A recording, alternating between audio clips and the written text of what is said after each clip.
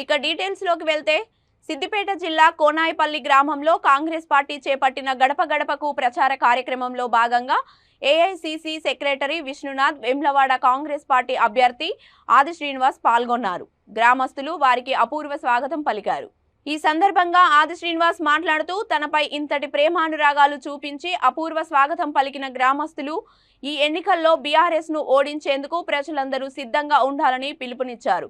కాంగ్రెస్ ప్రభుత్వం ఏర్పడ్డాక 6 గ్యారంటీలుగా అమలు చేయడంతో పాటు పార్టీలకు అతీతంగా సంక్షేమ పథకాలు అందేలా కృషి చేస్తామన్నారు. ప్రభుత్వం కాంగ్రెస్ తోనే సాధ్యమన్నారు.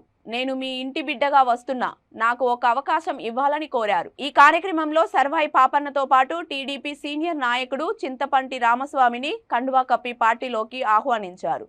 ఏఐసిసి సెక్రటరీ విష్ణునాథ్ అలాగే వివిధ పార్టీల నాయకులు కాంగ్రెస్ పార్టీలో చేరారు. రాగల్ల పరశురాం, రాగల్ల సతీష్, రాగల్ల అంజి, వీరందరూ లైన్ కు వచ్చి ఉండాల్సిందిగా కోరుతున్నాను. సోనే శ్రీనివాస్,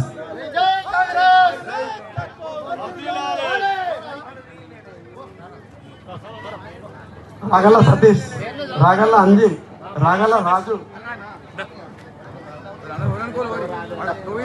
అంజి, పెదరే మధు, పెదరే గణేష్, పేర్లు చదువుతా రాచర్ల రాజు, గుమ్మడి శేఖర్, షాదుల్లా, గుమ్మడి శ్రీనివాస్,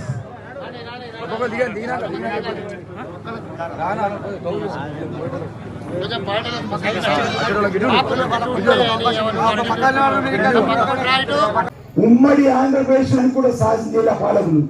కానీ ఇప్పుడు హైదరాబాద్ లో కోకాపేటలో ఒక ఎకరాన్ని 100 కోట్లకు ఈరోజు అట్లా 1000 కోట్ల భూములు అమ్మినటువంటి సర్కార్ మళ్ళీ కావాలంటున్నా.